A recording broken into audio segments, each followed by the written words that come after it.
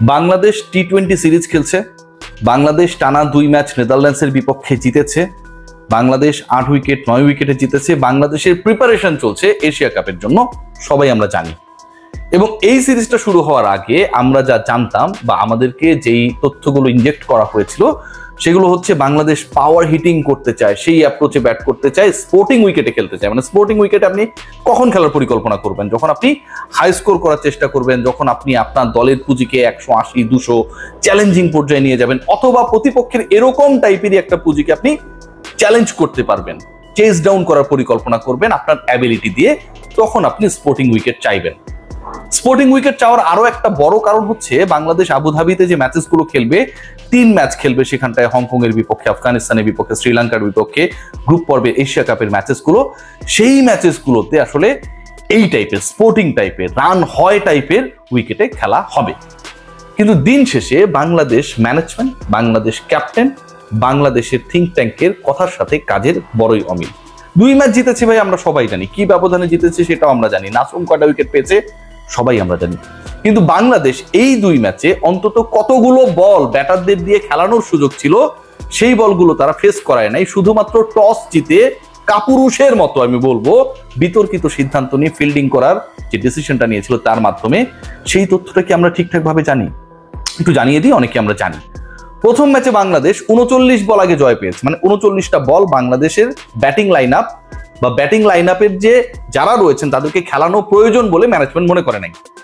দ্বিতীয় ম্যাচে আরো বিধ্বংসী বাংলাদেশ, 41 বল আগে বাংলাদেশের জয় নিশ্চিত হয়েছে। এই 41টা বল বাংলাদেশের ব্যাটাররা ফেস করতে চায় নাই বা ক্যাপ্টেন মনে করে নাই টস জিতে যখন তিনি ফিল্ডিং এর সিদ্ধান্ত নেন যে আমাদের 20 ওভার খেলা দরকার।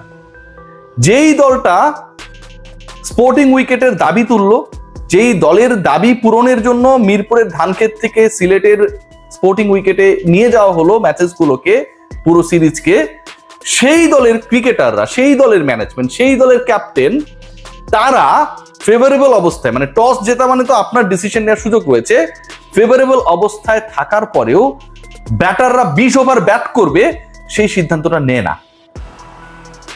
আপনার দল যদি 20টা ওভার ব্যাটিং করে কত রান স্কোরবোর্ডে দিতে পারে স্পোর্টিং উইকেটে, সেই ধারণাই আপনি না নেন, সেই প্রিপারেশন যদি আপনি না নেন, পাওয়ার প্লেতে আপনার দল কতটা অ্যাটাকিং হবে আর ফিনিশিং রোলে যারা থাকবেন লাস্ট 4-5 ওভারে কত রান তুলতে পারে। বাংলাদেশে যেহেতু স্পেশালিস্ট 6 ব্যাটসম্যানের বেশি নেই, সাকিব আল হাসান নেই, সো এই 6 জন ব্যাটসম্যানের 5-6 কি রোলে থাকতে পারে, তাদের অ্যাবিলিটি কতটুকু, সেই পরীক্ষাটা যখন আপনি নেন না, কিন্তু বলেন power hitting wicket, power hitting কোচেসের কথা, পাওয়ার হিটিং অ্যাবিলিটির কথা, স্পোর্টিং উইকেটের কথা, ঠিক তখন আপনারা যে নিখাত ভণ্ডামি করেন সেটা আসলে প্রমাণ করার জন্য কোনো কিছুর প্রয়োজন পড়ে না। বাংলাদেশ দল প্রথম ম্যাচে 6.5 ওভার খেলতে হবে সেটা গুরুত্ব দেয়নি, মনে করেনি। দ্বিতীয় ম্যাচে বাংলাদেশের ব্যাটাররা 7 ওভার বাকি থাকতে ম্যাচ শেষ করেছে। আচ্ছা, এই যে পাওয়ার হিটিং স্পোর্টিং উইকেটের কথা বলা হলো, সেখানটায় কি ওই নেদারল্যান্ডসের মতো প্রতিপক্ষ হিসেবে আপনারা যাদেরকে পাবেন তারা কি 136, 102-3 রানে অল আউট হয়ে যাবে? সেখানটায় বাংলাদেশের চ্যালেঞ্জটা কি অনেকটা এরকম হবে যে 130 প্লাস একটা স্কোর প্রতিপক্ষ করবে আর আমি হচ্ছে সেটাকে চেস ডাউন করলে জিতে যাব?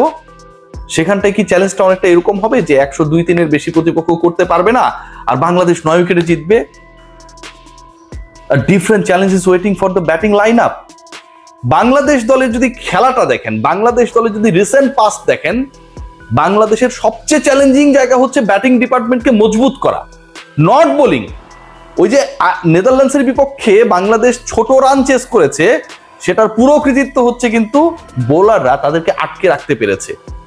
বাংলাদেশ যে শ্রীলঙ্কাকে শ্রীলঙ্কার মাটিতে হারিয়েছে, সেটার সিংহভাগ কৃতিত্ব কিন্তু বোলাররা অসাধারণ ডিসপ্লে করেছে।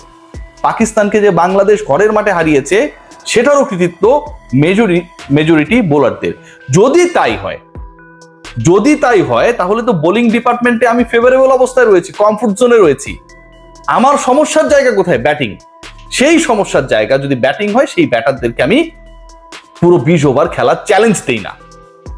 আমি ভয় পাই নেদারল্যান্ডসের বিপক্ষে হেরে গেলে তো আমার মান সম্মান চলে যাবে, অথচ আমি ব্যাক অফ দ্য মাইন্ডে সেই চিন্তাটা একবারের জন্য পুশ করি না যে নেদারল্যান্ডসের বিপক্ষে আমি হারি জিতে যাই হোক না কেন, এশিয়া কাপের প্রিপারেশনটা আমাকে আপ টু দ্য মার্ক করতে হবে। সেই পরিকল্পনা কেউ করে না। সেই কথা কেউ বলে না। বুলবুল ভাইকে বলবেন, উনি বলবেন যে আমি তো আসলে এগুলো নিয়ে মাথা ঘামাই না, এগুলো ম্যানেজমেন্টের ব্যাপার। নাজমুল আবেদিন ফাহিমকে বলবেন এটা কোচ আর ক্যাপ্টেনের ডিসিশন। কোচকে বলবেন, বলবে আমরা সমন্বিতভাবে ডিসিশন নিয়েছি। ক্যাপ্টেন বলবেন, তিনি আসলে আপনাকে কোনো জুৎসই উত্তর দেবেন। হারতেও পারি নেদারল্যান্ডসের বিপক্ষে, পরের ম্যাচে প্রথমে ব্যাট করতেও পারি।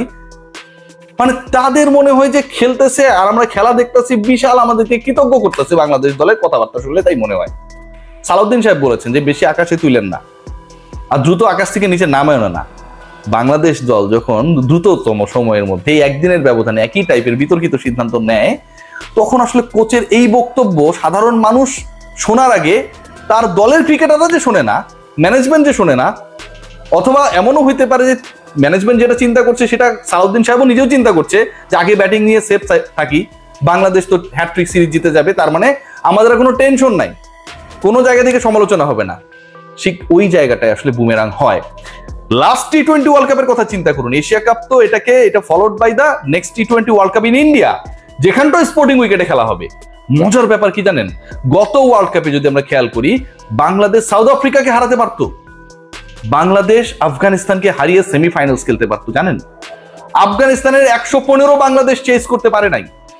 সাউথ আফ্রিকা 113তে প্যাকেট হয়ে যাওয়ার পরও বাংলাদেশ 109 বেশি করতে পারে নাই 7 উইকেটে। 2024 জুনের গল্প বলছি। I was the witness of that display, of that poor display.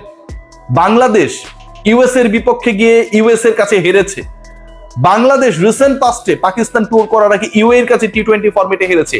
সবগুলোকে যদি আমি কম্বাইন করি, সবগুলোকে যদি আমি একটা আলোচনায় নিয়ে আসি, কি দাঁড়ায় জানেন? এই ডিফিটস গুলো, যেই জয়টা দরকার ছিল, প্রাপ্য ছিল, আফগানিস্তানের বিপক্ষে 115 চেস করা, সাউথ আফ্রিকার বিপক্ষে 113 চেস করা, বাংলাদেশ পারেনি only for the failure of their batters.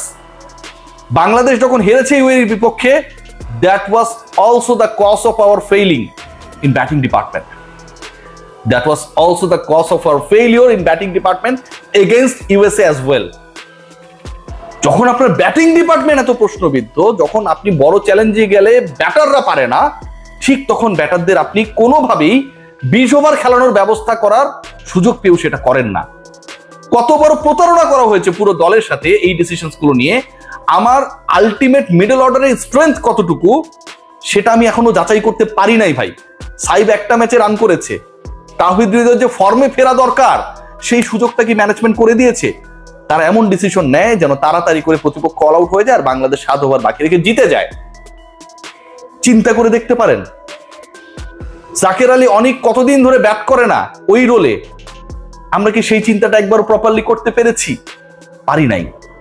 Untested একটা সিচুয়েশনে আমরা এশিয়া কাপ খেলতে যাচ্ছি, অথচ আমরা বাকবাকুম পায়রা মাথায় দিয়ে টায়রা এরকম একটা গল্প বলে কনভিন্স করার চেষ্টা করলাম this is the proper preparations for the Asia cup. খেয়াল করে দেখুন, এই দলটা এশিয়া কাপে যাবে, এই দলটা এশিয়া কাপের পরে বিশ্বকাপে যাবে। এই দলের ক্রিকেটাররা আনটেস্টেড অবস্থায় রয়েছে, এই দলের ক্রিকেটাররা ফেক কনফিডেন্স নিয়ে যাচ্ছে, এই দলের ম্যানেজমেন্ট একটা ফেক পপুলারিটির সন্ধানে রয়েছে যে আমরা নেদারল্যান্ডসের বিপক্ষে জিতবো, হ্যাট্রিক সিরিজ এনশিওর হবে এবং এশিয়া কাপে খারাপ করলেও কেউ কিছু বলবে না, কারণ রিসেন্ট পাস্টে তো আমরা ভালো ক্রিকেট খেলেছি। এই যখন একটা দলের পরিকল্পনা হয়, সেই দলটাকে নিয়ে স্বপ্ন দেখতে গেলে আপনি বারবার বাধাগ্রস্ত হবেন। বাংলাদেশ দলের পরিকল্পনা খুবই প্রশ্নবিদ্ধ, বিতর্কিত এবং খাঁটি ভাষায় বললে ভণ্ডামিতে ভরা। কথার সাথে কাজের কোনো জায়গায় কোনো মিল নেই। সবাই একটা সুন্দর ভাব নিয়ে থাকে, শুদ্ধ ভাষায় কথা বলে, দারুণ অ্যাটায়ারে থাকে, মিষ্টি মিষ্টি কথা বলে, সবাইকে এম্পাওয়ার্ড করা হচ্ছে এরকম একটা ভাব নেই। But end of the day এদের বাইরের এবং ভেতরের রূপের মধ্যে বিশাল পার্থক্য ভাই, আকাশ আর জমিনের মতো। Take care.